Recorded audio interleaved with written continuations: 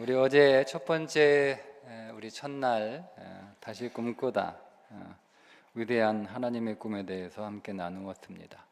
우리가 현실에서 꾸는 꿈들은 어쩌면 아주 작고 또 소박하고 또 우리 자신이 보기에도 너무 초라한 꿈이 아닌가, 이게 꿈인가 이렇게 할 수 있지만, 여러분, 믿음의 꿈은 하나님의 위대한 꿈과 연결되어 있는 것이고, 우리가 비록 소박하고 우리가 작은 꿈을 꾼다 할지라도 그것이 믿음의 꿈이기 때문에 하나님의 위대한 꿈을 시작하는 것이다 라고 말씀을 함께 나누었습니다. 여러분, 우리가 아무리 우리의 상황이 절망적이라 할지라도, 여러분, 우리 루시 또 나오미가 처한 그 상황보다 우리가 절망적이지는 않을 것 같아요. 어쨌든 오늘 우리의 삶이 아무리 절망적이다 할지라도 우리가 꿈꾸지 못하는 상황은 그래서 없다. 왜냐하면 우리의 꿈의 근거가 예수 그리스도인 줄 믿습니다. 빌립보서 2장 13절에 너희 안에서 행하시는 이는 하나님이시니 자기의 기쁘신 뜻을 위하여 너희 안에 소망을 두고 행하게 하시나니, 그 다음 귀절이 중요해요. 모든 일을 원망하지 마라. 모든 일을 원망하지 마라. 원망하고 불평할 거 없이 우리가 하나님의 기쁘신 뜻을 위하여 하나님이 오늘 우리 안에 소망을 두고 꿈꾸게 하시고 또 그 일이 이루어지도록 하나님이 행하신다라고 하는 거죠.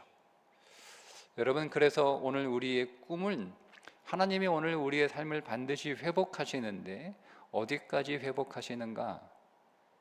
십자가에서 만왕의 왕이신 예수 그리스도가 죽으셨으니 그분은 어디까지 오늘 우리의 꿈을 회복하실 것인가를 생각하시면 됩니다. 자, 그래서 우리가 어떻게 시작해야 되느냐? 일단 믿음으로 돌아가는 것부터 시작하면 되죠.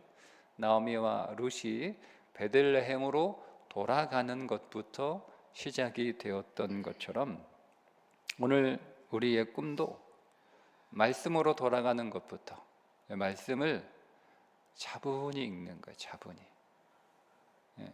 숙제처럼 의무처럼 읽는 것이 아니라 마음을 다해서, 여러분, 조급해하지 마시고 찬찬히 말씀을 읽는 것부터 시작하시고 주신 그 말씀 한 절 한 단어라도 붙들고 기도하는 것부터 시작하시면 되고, 그리고 더 나아가서 순종의 마음을 품고 주신 말씀 순종해 보겠다라고 결단하고 사모하는 것부터 여러분 시작하시면 우리가 알지 못하는 위대한 하나님의 꿈이 반드시 오늘 우리의 인생 가운데 있으니 그 하나님의 위대한 꿈을 시작하는 것이다. 여러분, 이렇게 믿으시면 됩니다. 오늘은 둘째 날, 제목은 출발선입니다. 출발선. 자, 꿈을 꾸는 건 좋다. 꿈을 꾸는 건 좋은데, 그러니까 우리 안에 어떤 생각이 자꾸 들어오냐면, 아니, 꿈도 미천이 있어야 꿀 수 있는 거 아닌가? 겨자씨만한 미천이라도 있어야 내가 꿈을 꿀 수 있는데, 내가 꿈을 꿀 수 있는 자본이 하나도 없는 거예요. 꿈을 꿀 만한 자본이 내 안에 아무것도 없는데, 무턱대고 그런 나에게 꿈을 꾸라고 하면 그건 어떤 의미에서 희망 고문이 아니냐. 자꾸 희망으로 오늘 우리를 부추기지만 결국 우리가 갖게 되는 그 희망은, 그 희망을 이룰 수 있는 능력이나 자산이나 자본이 미천이 나 안에 하나도 없는데 그냥 평생 이루어지지 않을 꿈만 계속 꾸다가 결국 그게 소망이라기보다는 자기 망상에 빠져서 살게 되는 건 아닌가, 우리가 이런 생각을 여러분 할 수 있어요. 제가 여기에 대해서 두 가지 반대 의견이 있는데, 첫째는 꿈이라도 꿔야, 여러분, 꿈이라도 꿔야, 희망이라도 가져야 오늘 우리가 처한 이 절망을 박차고 일어날 수 있다. 우리에게 뭔가 꿈이 있어야 내게 주어진 이 삶에서 뭐라도 해보려고, 뭐라도 하려고 시작할 수 있기 때문에 저는 반대합니다. 여러분, 우리가 허황된 꿈이라 할지라도 아무것도 여러분 꿈꾸지 않으면 우리가 아무것도 할 수 없고, 뭘 조금 한다고 해도 기운이 하나도 없어요. 뭘 해도 기운이 하나도 없어요. 그러니까 계속 절망한 채로 살아가거나, 우리가 뭘 시도를 하지만 분명한 오늘 우리 안에 간절하고 또 뜨거운 확신 있는 그런 소망이 없으면 계속 포기하는 거예요. 그러니까 계속 절망하거나 뭐라도 시작하지만 계속 포기하는 거죠. 조금만 어려워도 안 되는구나 또 포기하고, 안 되는구나 또 포기하고, 안 되는구나 또 포기하고, 계속 그런 삶을 살 수밖에 없어요. 그래서 허황된 꿈이라 할지라도 허황된 꿈은 없어요. 그리스도인들에게 희망 고문이라 할지라도 그리스도인들에게 희망 고문은 없어요. 그런 거라도 우리가 가져야 조금이라도 전진할 수 있다. 여러분, 그래서 교회가 아니라 지금은 사회학에서 제가 한번 그런 설교를 했죠. 꿈 자본이라고 하는, 드림 캐피탈, 꿈이 자본이다. 사회학에서 얘기하고 있는 거, 요즘 사회학에서 얘기하고 있는, 성경이 말하고 있는 것을 사회학에서 가져다가 이야기하고 있습니다. 자, 그런데 제가 본질적으로 반대하는 두 번째 이유는, 그리스도인들에게는 그거보다 더 본질적인 것이 있는데, 바로 오늘 제목처럼 우리의 꿈의 출발선은 예수 그리스도이기 때문입니다. 그러니까 오늘 우리의 꿈을 출발하는 그 출발선이 내 능력이 아니라 우리가 꿈을 시작하고 출발하는 그 스타트 라인은 예수 그리스도이기 때문에 우리는 꿈을 꿀 수 있는 거죠. 마치 그것이 허황된 꿈처럼 보이고, 마치 그것이 희망 고문처럼 여겨지지만, 그러나 내 능력의 근거를 둔 거라면 그것이 희망 고문일 수 있죠. 내 능력의 근거를 둔 거라면 그것이 여러분 오늘 우리에게 허황된 꿈일 수 있으나, 우리의 꿈의 출발은 예수 그리스도이시다. 그것이 오늘 우리가 읽었던 2장 1절, 2절, 3절의 말씀의 내용입니다. 자, 1장 22절 마지막 절에 베들레헴으로 딱 돌아가려고 하니까 베들레헴에서 추수가 시작되었다 이렇게 하고 1장에 마칩니다. 흉년으로 시작된 1장 1절은 추수가 시작되었다로 마치게 됩니다. 그 2장에 딱 들어가면 난데없이 보아스라고 하는 인물이 등장을 합니다. 이 보아스가 나오미의 남편 엘리멜렉의 친족이라 이렇게 시작이 되죠. 그리고 나서 2절에 모압 여인 룻이 나오미에게 이르되, 원하건대 내가 밭으로 가서 내가 누구에게 은혜를 입으면 그를 따라서 이삭을 주겠나이다. 이렇게 시작이 돼요. 그리고 3절에 룻이 밭에 가서 이삭을 줍는데 그 밭이 우연히 엘리멜렉의 친족 보아스에게 속한 밭에 이르렀더라. 이렇게 되거든요. 자, 논리적인 구조상 순서는 1, 2, 3절이 아니고 2절, 1절, 3절이어야 맞습니다. 이게 논리적으로 맞습니다.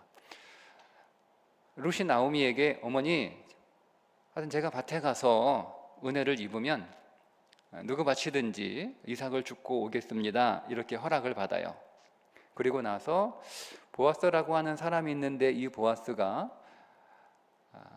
나오미의 남편 엘리멜렉의 친족이다. 그런데 3절, 룻이 밭에 가서 이삭을 주었던 그 밭이 우연히 이 보아스의 밭이었더라. 이렇게 논리적으로 맞죠. 순서가 맞습니다. 논리적으로. 그런데 성경은 그렇게 시작하지 않고 1절에 난데없이 보아스가 엘리멜렉의 친족이야 이렇게 시작을 합니다. 그리고 나서 롯이 어느 밭인지 결정하지 않고 그냥 밭에 이삭을 주우러 나갔는데 그 밭이 보아스의 밭이야, 이렇게 구성합니다. 여러분, 룻이 시어머니 나오미에게 하는 말을 좀 들어보면 아무런 대책이 없이 이삭을 주우러 나간 거예요. 이렇게 말을 하죠. 내가 누구에게 은혜를 입으면, 이제 우리가 이 경건한 언어로, 믿음의 언어로 은혜를 입으면 이렇게 썼는데, 그냥 일반적으로 육신의 언어로 쓰면 어머니 제가 오늘 나가서 운이 좋으면, 이 뜻이에요. 운이 좋으면 제가 이삭을 주워올게요, 이 말이에요. 운이 좋으면, 이 무슨 말이에요? 운이 좋으면 아무런 준비가 안 된 거예요. 아무런 대책도 없어요. 내가 어느 밭에 가서 이삭을 주울지 그 밭을 정하지도 않았어요. 전날에 이렇게 그 마을을 한번 쑥 이렇게 돌아보면서 어느 밭에서 추수를 하는지 이거를 사전에 이렇게 알아본 것도 아니에요. 그리고 사전에 만약에 지금 마침 그때가 추수 때가 돼서 모든 밭들이 다 이렇게 추수를 하고 있다고 한다면, 근데 그렇잖아요, 여러분. 이삭을 줍는 건 그 밭의 주인의 허락을 받지 않으면 이삭을 줄 수가 없어요. 명백하게 하나님의 율법에 추수할 때 가난하고 배고픈 자들이 혹은 짐승들이 와서 이삭을 줄 수 있도록, 먹이를 먹을 수 있도록 한쪽 밭을 추수하지 마라, 남겨두라, 이렇게 명백하게 말씀하고 있으나 그렇게 잘 지키는 사람들이 그 당시 없어요. 언제라고 그랬죠? 사사시대라고 그랬잖아요. 말씀을 잘 지키는 사람들이 없어요. 그러니까 밭에 추수를 한다고 하더라도 추수한다고 권리를 가지고 말씀이 그렇게 쓰여 있으니까 무작정 들어가서 이삭을 줄 수 있는 상황이 아니란 말이에요. 어쨌든 허락을 받아야 되는데, 그러면 어느 밭의 주인이 마음씨가 좋은지 소문을 좀 알아봐야 될 거 아니에요. 동네 사람들한테 추수를 하는데 이 마을에서 누구가 어느 밭의 주인이 마음씨가 제일 좋아요? 여러분, 이거 좀 알아봐야 되지 않나요? 우리가 뭔가를 좀 하려면. 그렇지 않나요? 근데 이런 게 사전조사가 아예 없어요. 그리고 밭의 주인의 허락을 얻은다 할지라도 그 밭에 일하는 일꾼들이 또 아주 못된 사람들이 그 밭에 있어서 일하면 또 이삭을 제대로 주울 수도 없어요. 괴롭힘만 당하고 핀잔만 먹고 욕만 먹고 걸기적거리게 와가지고 뭐 하는 거야, 뭐 이렇게 쫓겨나기도 하고, 또 그 밭에서 일하는 일꾼들이 아주 욕심 많은 일꾼들이야. 그러면 자기들이 추수하고 받는 품삯도 자기들이 받지만 사람 욕심이 그렇지 않잖아요, 그죠? 그러면 자기들이 춤땅을 많이 받으려면 이삭을 최대한 많이 가져가야 될 거 아니에요, 추수를. 그러니까 아주 꼼꼼하게 추수할 수도 있고, 거기 바닥에 떨어진 거 어차피 누군가 와서 그냥 다 주워갈 텐데 일꾼들이 자기가 주워가도 되는 거 아니에요? 일꾼들이 다 추수해서 이 다발들을 묶어놓은 그 다발들을 묶으면 단이 되거든요. 이 단을 타작마당으로 옮기면 추수가 끝나는 거예요. 타작마당으로 옮기고 나서 그 밭에 들어가서 이삭을 줄 수 있는 거거든요. 그러면 만약에 어떤 권리를 주장한다면 우선권이 누구에게 있었겠어요? 그 밭에서 추수한 일꾼들이 어느 정도 우선권이 있겠죠, 그죠? 그래서 그거를 다 단으로 묶어서 타작마당으로 다 보내고 추수가 다 끝나면 받은 품삯도 있지만 사람 욕심이 그렇지 않잖아요. 거기 가서 더 가져가면 있을 수 있으니까, 더 가져갈 수 있으니까 자기들이 먼저 우선권 주장하고 우르르 모여가지고 자기들이 이삭을 먼저 줄 수 있고, 이삭 주우러 온 다른 사람들이 보면 나가라고, 우리가 여기서 일했으니까, 이렇게 할 수 있단 말이에요. 그러면 어느 밭의 주인이 아주 너그럽고 인자한지도 좀 알아봐야 되고, 어느 밭에서 일하는 일꾼들이 또 너그러운지 착한지 마음씨가 좋은지 유순한지 친절한지, 여러분 이것도 알아봐야 되는 거예요. 그게 없이 아무런 준비도 없이 그냥 무턱대고 딱 나갔다가는 분명히 헛걸음 할 수밖에 없고 고생하다 끝날 수밖에 없고 가서 신탕 욕만 먹고 핀잔만 듣고 뭐 하나 조금 주스려고 했다가 또 괴롭힘 당하고 괴롭히는 일이 있었거든요. 그러니까 여러분 쭉 읽어보시면 2장에 보아스가 그의 사환에게 얘기합니다. 저 소녀가 여기서 이삭 줍도록 배려해 주는데 여기서 일하는 일꾼들이 사내들이 저 소녀를 괴롭히지 않도록 너희들 괴롭히면 큰일 나, 혼날 줄 알아, 이렇게 해요. 그러니까 그게 있었다는 거예요. 그런 일들이 보아스의 밭에서도 그러니까 그걸 사전에 다 조치를 해놓잖아요. 그러니까 인색하게 타작하지 마라, 일부러 좀 흘려라, 이렇게까지 다 준비를 해놓잖아요. 그러니까 그런 일이 있는 거예요. 그러니까 여러분 무턱대고 말씀이 그렇게 기록되어 있으니까 여러분 그렇잖아요. 여러분 우리가 그렇잖아요. 여러분 우리가 말씀이 오늘 꿈꿔라, 말씀이 어떤 우리에게 은혜가 있음을 약속하고 하나님은 신실하다는 걸 우리가 계속 말씀하지만 우리가 우리의 현실을 잘 알기 때문에 그냥 무턱대고 우리가 믿음으로 살지 못하잖아요. 뭔가 내가 준비된 게 있어야 되는 거예요. 내가 뭔가 예상이 되는 거예요. 그래서 내가 뭔가 할 수 있는 것이 있어야 우리가 뭔가를 시작하고 전진하지, 그냥 무턱대고 그냥 이렇게 막 아무런 계획도 없이 아무런 준비도 없이 그냥 이렇게 하는 건 우리가 너무너무 어려운데 룻이 여러분 그렇게 하고 있다는 거예요. 아무런 계획도 없고 아무런 준비도 안 됐는데 그렇게 나가는 겁니다. 여러분 아무것도 준비되지 않았어요. 어찌 보면 무모한 거죠. 허탕칠 수 있어요. 헛걸음만 하고 돌아올 수 있어요. 여러분 오늘 우리의 인생이 그렇지 않습니까? 아무것도 준비되지 않고 하루가 어떻게 될지 모르겠고 이 한 달이 어떻게 될지 모르겠고 이 1년이 어떻게 될지 우리는 모르겠어요. 내가 준비할 수 있는 것도 없고 뭘 준비해야 될지도 모르겠고 없어요. 아무것도 없어요. 그러니 내가 할 수 있는 게 아무것도 없다고 생각을 합니다. 근데 여러분 잘 보세요. 룻은 그래도 나갑니다. 아무런 준비 되지 않았고 준비도 할 수 없고 몰라요. 어떻게 될지 몰라요. 헛걸음 허탕 칠 수도 있어요. 그래도 여러분 룻은 나갑니다. 여러분 믿음은 뭐 내가 할 수 있는 게 아무것도 없다고 해서 그냥 손 놓고 주저앉아 있는 것이 믿음이라고 말하지 않습니다. 뭔가 좀 찾아오면 뭔가 좀 이렇게 길이 열리면 그제서야 그 길로 가고 그 문으로 들어가는 뭔가 좋은 일이 생겼으면 좋겠다라고 이렇게 막연히 기다리는 거, 여러분 그걸 믿음이라고 말하지 않습니다. 믿음은 그런 게 아니에요. 뭐라도 내가 할 수 있는 일이 있어요. 그 일을 시작하는 거예요. 그 일을 내게 주어진 내 삶에 내게 주어진 일들을 시작하는 거예요. 그게 소용이 없어 보여도 뭐라도 하는 거, 저는 그게 믿음이라고 생각합니다. 나오미가 물어봐요. 야, 어느 밭에 갈 건지 정해놨어? 이렇게 안 물어보잖아요. 시어머니조차도. 야, 아무 밭에나 간다고 이삭을 주우라고 그렇게 허락을 하겠니? 다 너 참 생각 없다. 이렇게 물어보지도 않잖아요.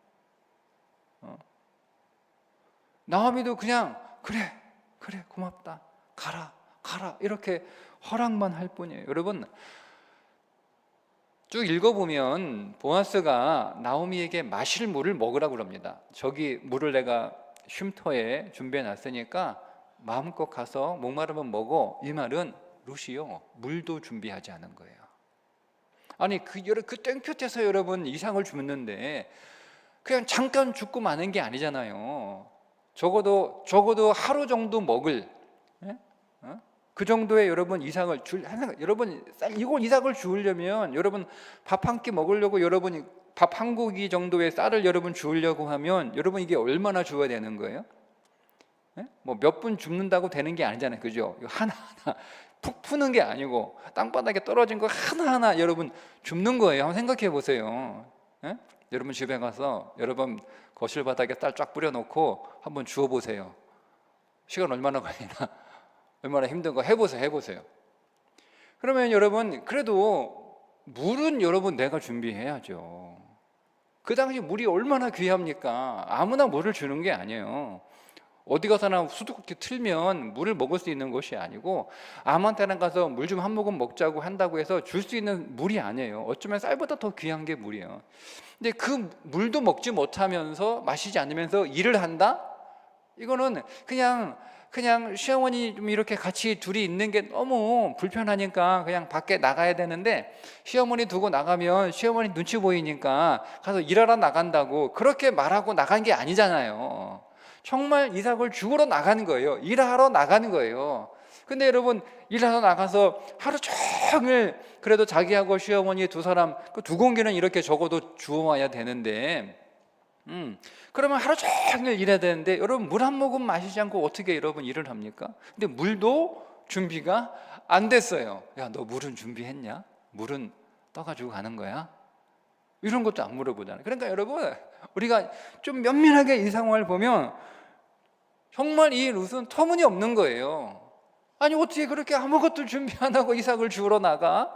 그렇게 생각이 없어. 그럼 일을 하겠다는 거야, 말겠다는 거야? 어찌 보면 일 안 하겠다는 거예요. 그냥 시어머니와 둘이 있기 좀 너무 뻘쭘하고 좀 불편하니까 그냥 시어머니 피하고 싶은데 명분이 없으니까 일하러 나겠다는 거 말고는 아무것도 아닌 거예요. 그런 상황이라는 거죠. 당연히 뭐 점심 준비도 안 됐겠죠. 먹을 게 없어서 이삭을 주우러 가는 거니까. 그러니까 아무것도 준비가 안 된. 그런데 여러분, 룻은 그래도 나갔습니다. 뭔가를 시작하는 거예요. 믿음은 뭔가 내가 할 수 있는 걸 시작하는 거예요. 그게 아무런 관계 없어도, 아무런 소용 없어도 뭔가 시작하는 거, 그게 믿음이에요. 근데 성경은 여기서 더 나갑니다. 오늘 1절에 뭐냐면, 그렇게 해도 아무런 대책 없이, 아무런 준비 없이 뭔가를 시작해도 되는 근거가 1절에서 제시되고 있는 거예요. 이게 뭐냐면 하나님의 정하심이 있다는 거예요. 하나님의 정하심이. 우리들의 삶에 오늘 우리들을 반드시 돌보시는 어느 한 존재가 이미 전제되어 있다는 거예요. 그래서 이 보아스를 전제로 하고 1절을 시작하는 거예요. 1절이 그예요. 이미 보아스가 전제되어 있다는 거예요. 모르죠. 나오미도 모르죠. 룻은 더더욱 모르죠. 룻은 보아스의 존재 자체를 몰라요. 그런데 성경은 이미 그 보아스를 1절에서 전제하고 시작합니다. 우리가 아무런 준비가 되지 않았어요. 아무것도 준비할 수 없어요. 그런데 오늘 우리를 도우시는 어느 한 존재가 반드시 있다는 거예요. 그걸 전제로 꿈꾸라는 거예요. 우리의 꿈의 출발선은 우리의 능력이 아니에요. 우리의 어떤 자본이 아니에요. 우리가 꿈꿀 수 있는 것은 내 꿈을 이루어 주시는 그 어떤 존재가 이미 우리의 인생 안에서 예비되어 있다라고 하는 거죠. 내가 꿈을 꾸면 그 꿈을 이루어 주실 분, 그 꿈을 도우실 분이 우리 인생 안에 이미 전제되어 있다는 거예요. 그게 오늘 우리의 꿈의 출발이에요. 그러니까 우리가 우리 자신을 보고 내 안에 꿈을 꿀 만한 어떤 자산도 자본도 미천도 없으니 나는 꿈도 꿀 수 없어가 아니에요. 그게 설사 없다고 할지라도, 상황은 꿈을 꿀 수 없는 절박한 상황이라 할지라도, 캄캄한 어둠이라 할지라도, 여러분 룻기에 어둠, 새벽 이런 단어들이 많이 나와요. 그런 캄캄한 새벽이라 할지라도, 칠흑 같은 어둠이라 할지라도 오늘 우리가 꿈을 꿀 수 있는 근거는 뭐냐? 내 자신이 아니라 예수 그리스도, 그분이 준비되어 있는 거예요. 그분이 예비되어 있는 거예요. 그분이 오늘 우리의 모든 꿈의 전제인 거예요. 그분이 오늘 우리의 모든 꿈의 출발이라는 거죠. 그게 2장 1절의 말씀이에요. 내가 누구를 만날지, 어떻게 일을 할 수 있는지, 어떤 일을 할지 몰라요. 무슨 일을 할지 알고 나가는 게 아니에요. 물론 우리에게 우리 나름대로의 계획이 있지만, 여러분 그 계획이 이루어질지, 그 계획이 합당한 계획인지 좋은 계획인지 우리 모르잖아요. 그래도 우리는 나가는 거예요. 그래도 내 안에 어떤 계획이 있고 어떤 생각이 있고 어떤 소망이 있으면 하나님의 기쁘신 뜻을 위하여 오늘 우리에게 소망, 소원을 주신 하나님, 하나님 어쨌든 주신 거예요. 우리가 하나님의 위대한 꿈들을 봐도 이해할 수 없다, 어제 말씀을 드렸잖아요. 그러니까 지금 내게 주어진 현실 안에 내가 뭔가를 하게 하시는 거, 그거 하는 거예요. 그거 하는 거예요. 여러분, 나를 살피시는 예수 그리스도가 언제 여러분 우리에게 복 주시기로 정하셨느냐? 창세 전에. 아멘. 창세 전에 오늘 우리에게 복 주시기로 이미 정하셨음을 믿으십시오. 여러분, 창세기 하나님께서 사람을 만드시고 그 사람이 일하기도 전에요. 일하기도 전에 하나님이 사람을 만드시고 하나님이 약속하시죠. 하나님이 그들에게 복을 주시며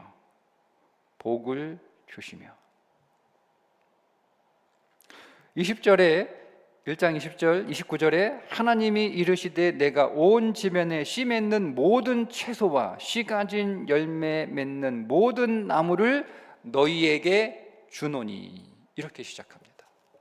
그러니까 그게 근거예요. 농사를 지어본 적 있어요? 아담과 하와가? 없어요.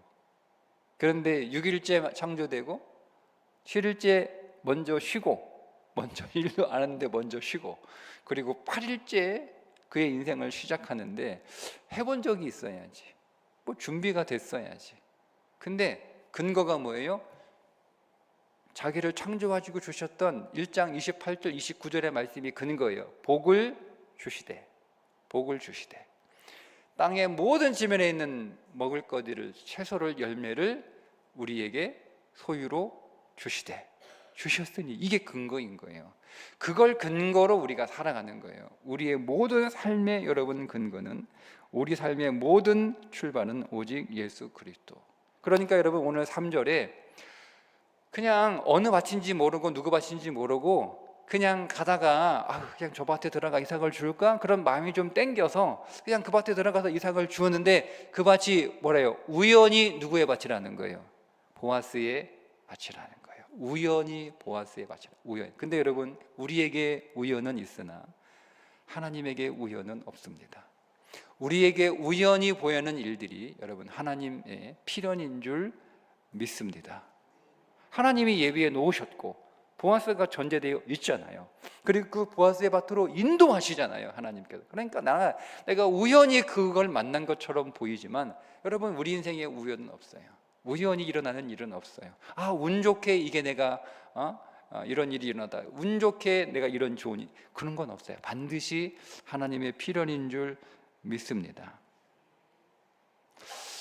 자, 그런데 우리가 이 전제가 있음을 믿고 우리가 하나 더 해야 할 일이 있어요. 이 전제가 있음을 믿고, 그게 뭐냐면 그리스도와 더 친밀해지는 거예요.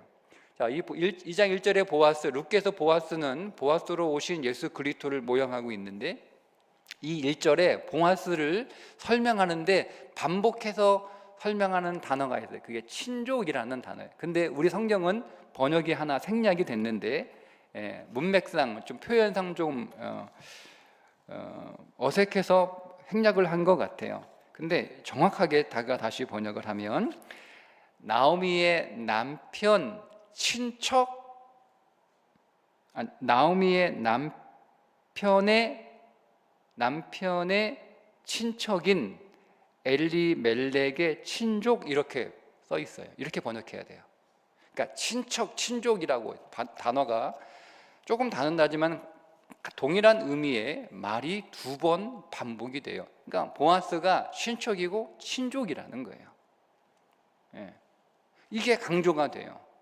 여러분, 오늘 우리의 모든 삶의 동력은 예수 그리스도이심이 분명합니다. 그런데 그 예수 그리스도 오늘 우리 삶의 동력으로만 우리가 삼을 것이 아니라 우리는 더 거기서 전진해야 되는데, 그 예수 그리스도를 내 친족, 내 친척으로 여러분이 경험하고 누리셔야 됩니다. 그 말은 우리는 그리스도와 더 친밀하게 교제해야 된다는 뜻이에요. 우리가 그리스도를 더 친밀하게 만나서 그분을 인격으로 만나는 거죠. 그분을 내가 그분과 대화할 수 있고 그분과 사귈 수 있는 나의 친족으로, 나의 친척으로, 여러분, 우리가 그분과 더 가까워져야 된다라고 하는 거예요. 이 장을 쭉 읽어보시면 보아스와 룻과의 사이가 점점점 가까워집니다. 이거는 보아스가 룻을 부르는 호칭의 변화가 일어납니다. 첫 번째, 소녀라고 부릅니다. 소녀라고 불러요. 소녀. 그러니까 소녀는 객관적인 관계죠, 그죠? 나와 저 사람하고 어떤 관계가 없어요. 그냥 객관적인 사람이에요. 늘 이렇게 저 여자가 누구야 이렇게 부르는 거예요. 저 여자가 누구야 이렇게 부르는 거예요. 그런데 조금 있다가 보아스가 룻을 내 딸아하고 딸로 부릅니다. 딸로 부릅니다. 관계가 더 가까워졌죠. 그리고 나서 현숙한 여인이라고 부릅니다. 현숙한 여인은 어떤 의미를 담고 있냐면 결혼할 수 있는 여자, 내 배우자가 될 사람, 이런 의미를 내포하고 있는 단어예요.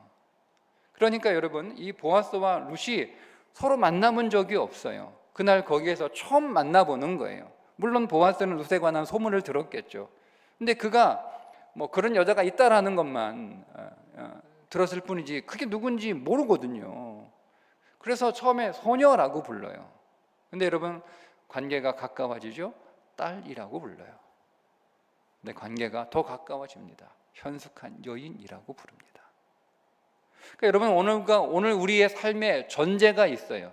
내 삶을 책임지시고 나에게 꿈을 주시고 내 꿈을 이루어 주시는 그 예수 그리스도가 오늘 우리 가운데 있음을 우리가 믿는 거예요.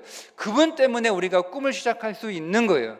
근데 여러분, 우리가 그 꿈을 계속 여러분 가져가기 위해서는 우리가 그분을 인격으로 만나 그분과 더 친밀하게, 그분과 더 가까워지지 않으면 계속 가져갈 수 없어요. 그분을 친족으로 여러분 누리셔야 됩니다. 그분을 나의 친척으로 누리셔야 됩니다. 그럼 어떻게 누리냐? 예수님이 방법을 가르쳐 주셨어요. 예수님이 친히 이렇게 나하고 친척이 되려면, 나하고 가까워지려면, 나의 친족이 되려면, 나의 가족이 되려면, 내 형제가 되려면 이렇게 하면 돼라고 마태복음 3장 35절에 말씀해 주셨습니다. 누구든지 하나님의 뜻대로 행하는 자가 내 형제요 자매요 어머니이니라. 이 말씀 믿습니까? 그냥 이렇게 되면 좋은데 거기에 단서를 붙이니까 부담되시나요? 어려우신가요? 여러분, 거기에 초점 두지 마십시오. 예수님의 형제, 자매, 어머니, 친척, 가족이 된다는 것에 초점 맞추십시오. 그러니까 우리가 그분의 가족으로, 그분은 이미 오늘 가족이죠, 그죠? 예수님은 오늘 우리의 맏형이고 맏오라버니 아닙니까? 우리는 다 그분의 동생들 아니에요? 여러분, 그래서 성경에 예수님이 십자가에 죽기 전과 죽으시고 난 이후 예수님의 호칭이 달라집니다. 그는 독생자라고 얘기합니다. 근데 죽으시고 난 후에 맏아들이라고 부릅니다. 성경에 변화가 일어나죠. 죽으시기 전에는 독생자였어요. 독생자. 하나님의 모든 것들을 다 소유하시고 그것을 다 기업으로 갖고 계신 독생자로 등장합니다. 죽으시기 전에는 맏아들이라는 표현이 없어요. 십자가에 죽으시고 나서 그분의 호칭이 바뀌어요. 맏아들이라고, 맏아들이 되심이라. 그죠? 그러면 맏아들은 무슨 얘기예요? 뒤에 동생들이 있다는 거 아니에요? 누가 동생들이에요? 우리가 동생들이에요. 주님의 동생들. 근데 이거를 여러분 누리려면, 이거를 여러분 안에 확신으로 갖고 그거를 직접 체험하고 여러분들이 경험하려면 하나님의 말씀이 여러분 안에 있어야 됩니다. 정리합니다. 우리의 자산은 뭔가요? 우리의 미천은 뭔가요? 내가 아니죠? 나를 돌보시고 나를 위해 일하시는 한 존재가 있다는 것. 그분 예수 그리스도. 그분이 나의 모든 꿈의 출발이고 나의 모든 꿈의 미천이고 나의 모든 꿈의 자본이라는 것. 근데 그분이 나의 친척이라는 거예요. 나의 친족이라는 거. 나의 가족, 나의 형제라는 거. 그것을 말씀 안에서 여러분 깨닫고 경험하고 누리셔서 하나님의 위대한 꿈으로 더 들어갈 수 있기를 주님의 이름으로 축복합니다. 기도하겠습니다.